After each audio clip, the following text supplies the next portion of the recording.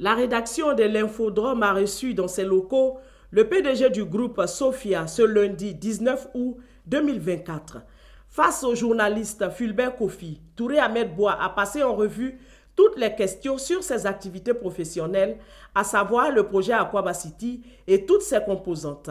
La nouvelle loi administrative sur le foncier, notamment l'attestation du droit d'usage et les autres sujets d'actualité liés au foncier, à l'aménagement et la lutte contre le désordre urbain engagé par le district autonome d'Abidjan.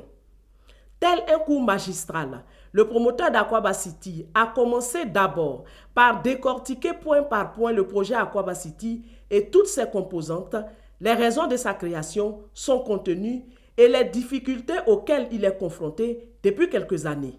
Au début des années 60, jusqu'en 80, l'État lui-même s'occupait de la question de l'aménagement. Mais pour des questions de trésorerie, l'État a abandonné ces secteurs depuis 1980 jusqu'en 1997. Et l'État a compris qu'effectivement, l'abandon de ces secteurs importants du développement économique de notre pays pouvait donc avoir une conséquence grave sur notre économie, qui a toujours été une économie florissante. Alors l'État a mis en place ce qu'on appelle une loi, la loi 97-4 du 4 septembre 1997, qui est la loi sur la concession d'aménagement. Donc, de quoi s'agit-il? Avec cette loi, il est possible pour un opérateur privé, pas de se substituer à l'État, mais de s'approprier des parcelles pour, n'est-ce pas, réaliser ce qu'on appelle des actions d'aménagement, puisque ces actions sont préalables aux actions de construction, aux actions de réalisation de promotion immobilière. Le projet Aquaba City vient donc à point nommé. Quel est le contenu de ce projet? Il s'agit donc, si vous voulez, de réaliser les tracés et l'ouverture des voies, les commodités comme l'eau, le courant, le téléphone, l'Internet, tout ce qui a trait aux télécommunications, puis ensuite la question de l'assainissement. Notre mission est d'aménager, de viabiliser. Il ne nous revient pas de construire les infrastructures, de logements, non, ce n'est pas à nous de construire. Nous, notre rôle, c'est d'aménager l'espace. C'est de proposer un plan d'aménagement cohérent, structurant, conforme au schéma directeur de la ville d'Abidjan. C'est ça notre mission. Un autre point important n'a pas été omis, le projet terrain nu des ex-FDS. Une fois encore, le président du groupe Sofia est revenu sur ce sujet en vue d'éclairer la lanterne du grand public. L'État, en 2011, a mis fin au projet de fourniture du terrain nu, qui est une composante de la ville nouvelle, sur une superficie de 1260 hectares. L'État y a mis fin. Des interprétations, je ne dirais même pas des interprétations, des incompréhensions étaient autour de ce projet, mais on a fini par nous entendre. Et l'État a décidé de façon souveraine de confier la liquidation de ce sous-projet-là au Fonds de prévoyance militaire, qui fait un très beau travail. Mais malheureusement, alors que le liquidateur est en train de faire un bon travail, il se trouve toujours des gens qui arrivent, alors que le fonds de prévoyance, le liquidateur, a les titres fonciers, les titres de propriété, il se trouve toujours des gens qui arrivent à aller berner et aller arnaquer d'autres personnes avec ces terrains qui ont déjà un titre de propriété. Bon, quand vient le moment pour le fonds de prévoyance militaire de vendre ces terrains à des personnes, à des investisseurs, il se trouve des gens que j'appelle des squatteurs, qui n'ont ni titre ni propriété et qui s'opposent à ce que les investisseurs s'approprient de ces actifs réels et tangibles du défunt projet. Or, c'est la vente de ces actifs réels et tangibles qui permettent de financer la liquidation. Nous sommes tous bénéficiaires de la liquidation. Donc, vous comprenez que si le FPM n'arrive pas à les vendre parce que des gens, des squatteurs occupent un espace important de ces espaces-là, cela met en péril le processus de la liquidation. Donc, le processus de notre dédommagement. Parce que la vérité et la réalité, c'est que nous-mêmes qui avions été emprisonnés, nous-mêmes qui avions été arrêtés, plus tard, on a compris qu'il n'y avait pas eu d'escroquerie, Il n'y avait pas eu d'abus de confiance, il y a eu des moments d'incompréhension et l'État a décidé de réparer tout ce qui pouvait être une injustice autour de ça. Donc la liquidation a pris en compte et les promoteurs, et les détenteurs des droits coutumiers, et les souscripteurs militaires et civils. Aujourd'hui, tous les souscripteurs militaires ont été corps habillés, je veux dire gendarmes, policiers, douaniers, tous ceux-là ont été désintéressés. Il reste encore certains souscripteurs civils, les promoteurs et les détenteurs des droits coutumiers. Ces 10 dernières années, le Fonds de prévoyance militaire a fait un travail extraordinaire en vendant une partie pour désintéresser toutes ces personnes qui attendent d'être désintéressées. Mais malheureusement, les gens continuent de squatter.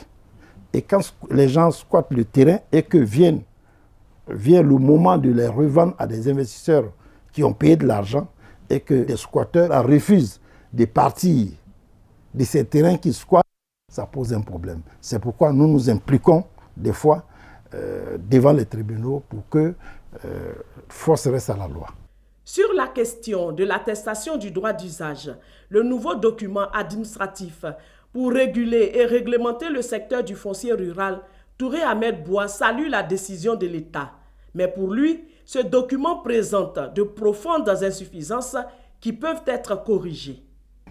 L'attestation du droit d'usage, qui est une très bonne chose, laisse sur le carreau 90% de ceux qui ont besoin de l'attestation d'usage. Ce qui fait de cette réforme une réforme un peu insuffisante. Il faut avoir le courage de le dire. Oui, il faut avoir le courage de le dire. C'est une bonne réforme, mais elle présente des insuffisances graves. On nous dit que l'attestation des droits d'usage est venue pour réglementer, pour assainir, pour éviter la coexistence des pratiques administratives et des pratiques coutumières. Mais là où il y a le problème, on dit que l'attestation des droits d'usage ne concerne que les lotissements approuvés. Les plus grandes parcelles dans le Grand Abidjan sont des parcelles qui ne sont pas loties. Ce sont des parcelles qui ne sont pas approuvées. Alors, qu'est-ce qu'on fait de ceux-là? Or, en même temps, on nous dit que comme l'attestation de droit d'usage est arrivée, à la fin de cette année, c'est-à-dire au 1er janvier, ceux qui auront des attestations coutumières habituelles là, classiques là, ça n'aura aucune valeur. Bon, s'il se trouve donc un grand nombre de personnes, un grand nombre de détenteurs de droits coutumiers qui, ma foi, ne peuvent pas bénéficier de l'attestation de droit d'usage parce que leur espace, leur parcelle n'est pas lotie, mais que voulez-vous qu'ils fassent sinon qu'à chercher à contourner la loi et à créer une autre mafia? Mais il y a une solution. Nous, en tant qu'opérateurs économiques, en tant que promoteurs, en tant qu'alliés des communautés villageoises, parce qu'on a beaucoup écouté les communautés villageoises autour de cette affaire, on avait pensé que c'est parce qu'on leur arrachait leur signature que les communautés villageoises se plaignaient. Non, ils ne se plaignent pas pour ça. Le nœud du problème, c'est ce que je viens de vous expliquer. Aujourd'hui, la solution la plus appropriée aurait été la suivante. Okay. 1. Il faut identifier l'ensemble des détenteurs de droits coutumiers. Si je vais parler du Grand Abidjan, il faut faire identifier l'ensemble des détenteurs de droits coutumiers du Grand Abidjan. Il faut leur reconnaître un droit, même si ce n'est pas le droit de propriété, fût-il un droit précaire, il faut leur reconnaître un droit. Ce droit qu'on leur reconnaît, c'est le droit de détention de droits coutumiers. Et cela doit être matérialisé par l'attestation de droit d'usage. Terrain loti, approuvé ou pas, il faut leur reconnaître ça déjà. En leur reconnaissant ce droit, il leur reviendra à eux de s'organiser avec des visages donc bien connus. Une fois que les droits d'usage sont reconnus à des gens bien précis, il s'agit maintenant de les amener à aller vers un lotissement, vers un plan d'aménagement et veiller à ce que le plan d'aménagement de ces personnes qui détiennent des attestations de droits d'usage, ces plans-là soient conformes au schéma directeur de la ville d'Abidjan ou conforme à l'orthodoxie des plans d'aménagement comme on le souhaite. Cela aurait l'avantage de ne laisser personne sur le carreau. Cela aurait eu l'avantage non seulement de prendre tout le monde en compte, mais surtout de faire en sorte que d'autres personnes ne cherchent plus, n'est-ce pas, à contourner la loi. La véritable lutte contre le désordre urbain, selon le promoteur d'Akwaba City, c'est une politique d'aménagement claire et la viabilisation des terres avant toute installation des populations. Pour lui, c'est une condition indispensable si l'État veut éradiquer de façon durable le désordre urbain.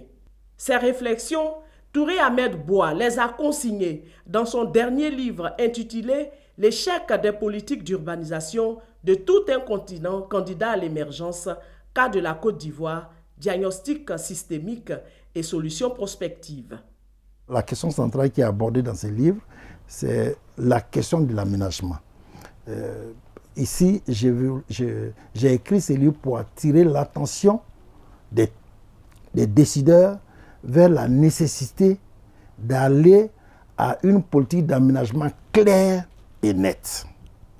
Parce que la question de l'aménagement, la question des infrastructures, rime avec notre économie. Les deux vont ensemble. Si vous voulez, l'urbanisation, l'aménagement, la question de l'aménagement et la question de l'économie, c'est les deux faces d'une même pièce.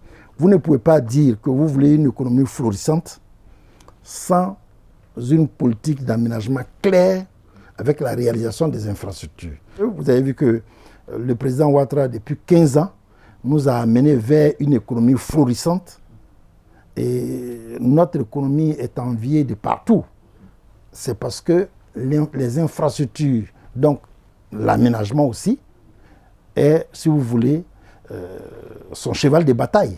Vous avez vu qu'il est resté imbattable sur tous les points au niveau de la question de l'urbanisation. En moins de 15 ans, vous avez vu que le visage d'Abidjan a été transformé totalement. Il y a eu une transformation urbaine totale de la ville d'Abidjan. Celui qui était là il y a 15 ans, quand il revient ici, il verra qu'effectivement, Abidjan a changé. Mais on ne peut pas aussi changer avec des infrastructures telles que le président Ouattara a fait si la question de l'aménagement n'est pas à l'ordre du jour. Vous voyez la tour F qu'on est en train de construire. Si vous construisez la tour F dans une zone qui n'est pas aménagée, viabilisée, ne perdra-t-elle pas son prestige? On est tous les Ivoiriens sont fiers d'avoir ce qu'on appelle la plus haute tour de l'Afrique de l'Ouest et peut-être même de l'Afrique, ici, à Abidjan. Mais c'est parce que c'est dans une zone aménagée, structurée. C'est pour vous dire que le développement commence par l'aménagement.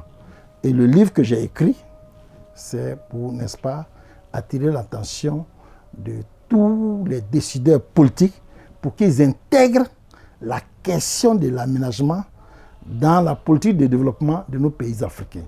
C'est pourquoi ce magnat de l'aménagement urbain a clos cet entretien par un message clé à l'intention de l'État de Côte d'Ivoire. À l'État de Côte d'Ivoire de nous permettre de mettre en œuvre le projet Akwaba City. Puisque nous avons réalisé toutes les diligences qui avaient été mises à notre charge, nous les avons réalisées. Nous avons réalisé toutes les diligences qui ont été mises à notre charge. Et depuis 8 ans, nous attendons que l'État se prononce sur le plan d'aménagement. Alors il y a deux choses. Ou bien l'État continue de garder le silence, et l'axe Abidjan-Niama, dans sa globalité, va devenir un bidonville. Ça va être donc des quartiers précaires où l'État sera amené encore à dépenser pour aller casser, pour reconstruire. Ça, c'est l'option 1. On continue de garder le silence, on ne dit rien, on laisse les squatteurs créer leur ville dans un désordre urbain organisé, agencé, mais sans effet sur notre économie. Ou bien, le plan d'aménagement que le Bénin a réalisé sur plus de 5 à 6 ans, que l'État nous permette de mettre en œuvre ce que son propre cabinet conseil a réalisé et a proposé pour que la ville se structure, je crois que l'État même ne devrait pas avoir le choix. Parce qu'on ne peut pas réaliser des infrastructures comme le stade olympique, comme la zone industrielle, comme l'abattoir, comme bientôt le marché de gros, et puis dire que cette zone doit être entourée par des quartiers précaires. Ce n'est pas possible. Si c'est moi, Touré Ahmed Boua, qui pose le problème, je suis prêt à céder le projet à l'État et puis à me retirer pour que cette zone soit sauvée. Mais si ce n'est pas moi qui pose un problème, qu'on nous donne l'arrêté d'approbation pour qu'on puisse au moins apporter notre pierre à l'édification de notre nation.